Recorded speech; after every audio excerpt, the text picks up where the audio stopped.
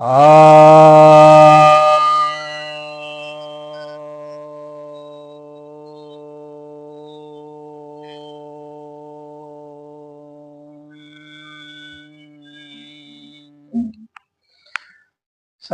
भक्तजनों को सप्रेम नमन। भक्तों, आज आपकी जिज्ञासा का समाधान लेकर आया हूं।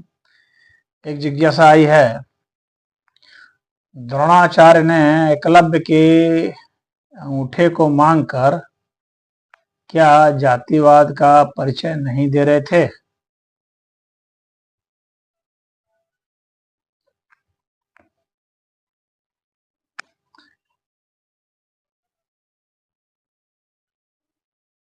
अब इस कथा को थोड़ा सा समझना होगा, फिर आप निर्णय कर सकते हैं।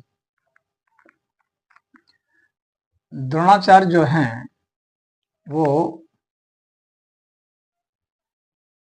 एक तरह से शिक्षण प्रशिक्षण के लिए राजकुमारों को वहां पर रखा गया था। तो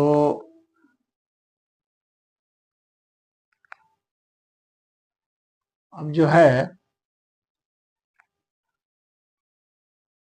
वो तो कौरवों के लिए और पांडवों के लिए एक तरह से ट्यूटर के रूप में रखा गया था। आप समझ लीजिए आज के समय में, यानी विशेष रूप से उनको रखा गया था शिक्षण प्रशिक्षण देने के लिए। तो जब विशेष रूप से शिक्षण प्रशिक्षण देने के लिए रखा गया था, तो जाहिर सी बात है कि वहाँ के जो लोग होंगे उन्हीं को वो पढ़ाएंगे। तो वहां तक तो वो बात सही थी, तो वे दूसरे को अधिकृत ही नहीं थे शिक्षा देने के। अब इसके बाद बात आती है कि जो एकलव्य थे, तो यहाँ पर जो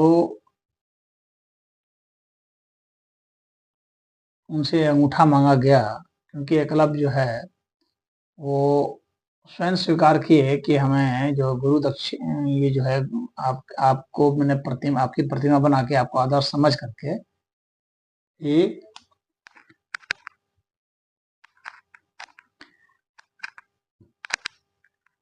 तो अब जब वे आए तो उसको मना कर दिया उन्होंने सिखाने से। तो उन्होंने खुद ही एकलव्य ने खुद ही उनकी प्रतिमा बनाई और उसके बाद सीखा और कहा कि आप ही हमारे आदर्श हैं।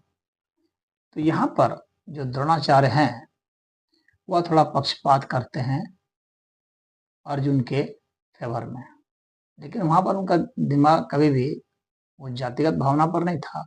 उसमें जातियां होती भी नहीं थी, कुल होते थे, जातियां नहीं होती थी, कुल माने जाते थे।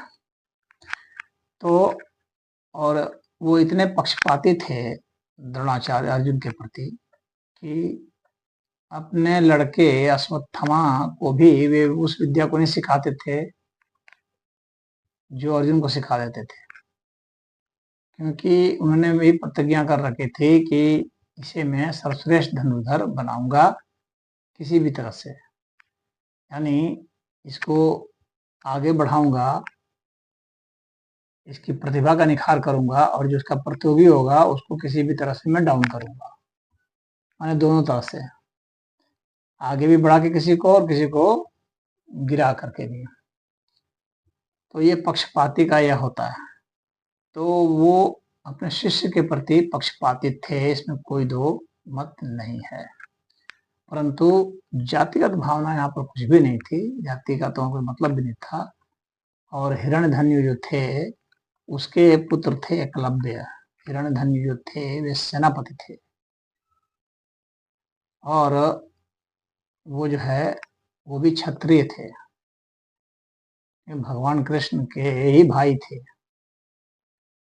तो भगवान कृष्ण के भाई थे, भगवान कृष्ण के भाई थे एकलव्य। तो भगवान कृष्ण भी जब क्षत्रिय थे तो ये भी क्षत्रिय थे। तो यहाँ पर जो है कोई जातिगत कोई भेदभाव था नहीं। एकलव्य वो लोग कहते हैं कि भाई दलित बिरादरी के थे तो उसमें कोई दलित होता नहीं था, लेकिन अगर आज के संदर्भ में मान भी लें तो वो भगवान कृष्ण के भाई थे तो क्षत्रिय थे, कृष्ण भगवान भी क्षत्रिय थे। तो वहाँ जातिगत कोई भी वो भेदभाव नहीं था, लेकिन शिष्यगत भेदभाव अवश्य ही था। और इसलिए द्रोणाचार्य ने एकलव्य के अंगूठे को मांग लिया था, जो कि एक तरह से दोस्त तो माना ही जाएगा कि भाई जिसको आपने सिखाया भी नहीं तो आपने उससे अंगूठा क्यों ले लिया। लेकिन दूसरे कारण से भी लिया।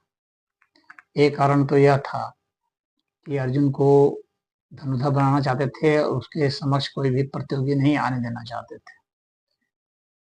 और दूसरा कारण यह था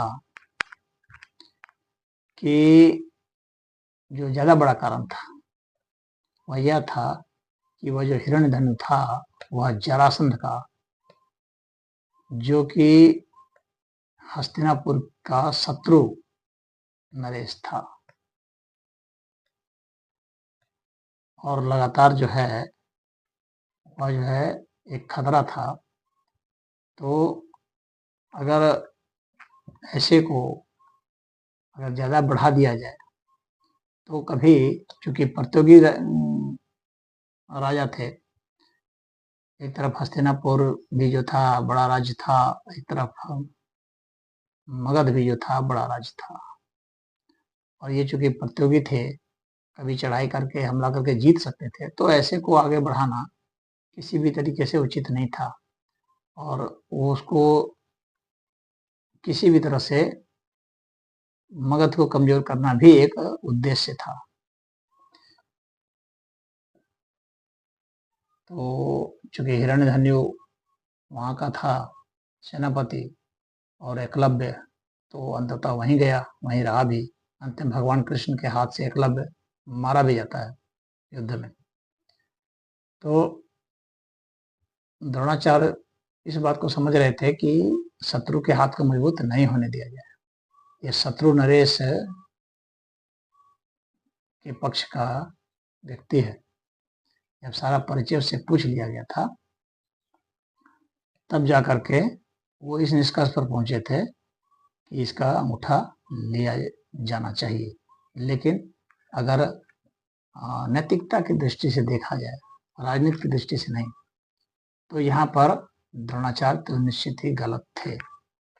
लेकिन राजनीतिक दृष्टि से देखा जाए तो जैसे कि पाकिस्तान का कोई अगर आ जाए यहाँ और मिलिट्री में चला जाए, ट्रेनिंग ले, जबकि पता है कि ये जो जाकर उधर जो है कि हमारे देश के खिलाफ ही गतिविधि करेगा, तो यहाँ उसको ट्रेनिंग नहीं दी जा सकती है। अपने ही देश के खिलाफ में कोई कैसे ट्रेनिंग दे सकता है।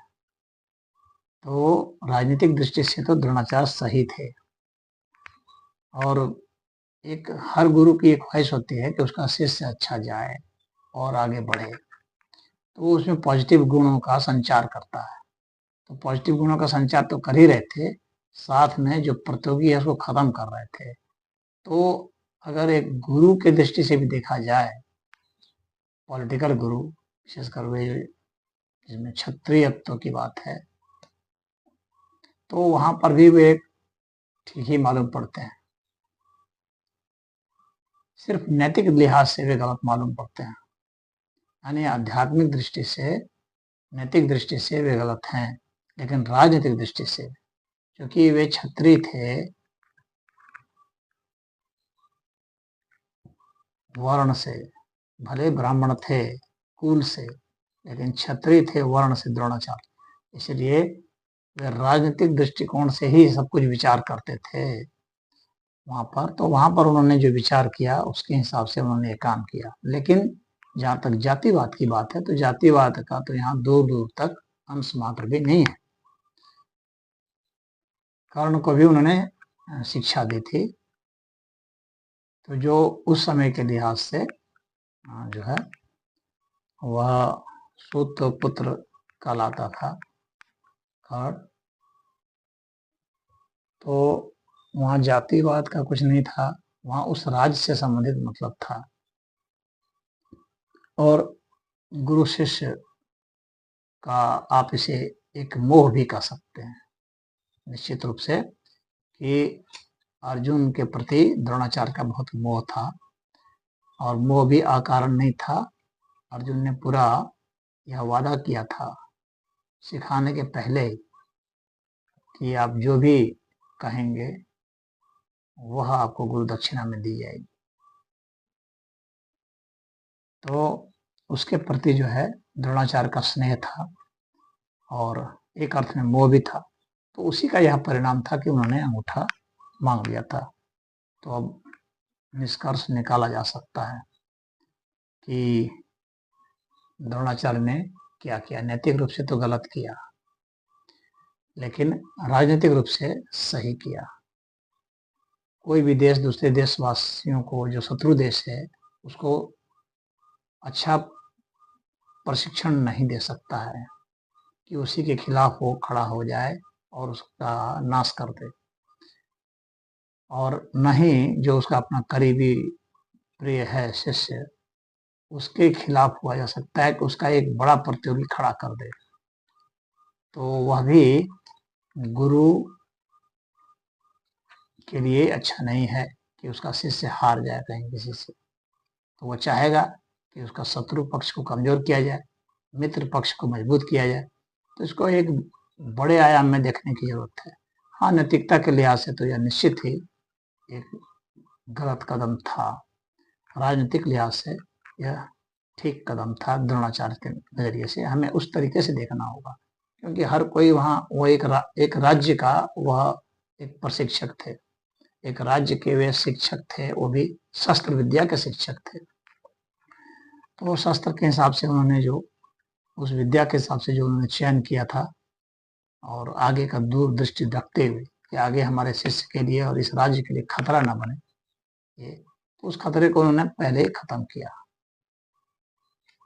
लेकिन इसके बाद फिर है कि वो अंगूठा तो ले लिया, लेकिन उसके बाद फिर बिना अंगूठे के कैसे उसको चलाना चाहिए वह उसे सिखाया एकलव्य को।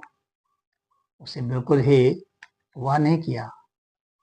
तो द्रोणाचार्य ने एकलव्य को बिना अंगूठे के तीर चलाना सिखलाया। तो वहां पर द्रोणाचार्य ने उस पर कुछ कृपा भी की।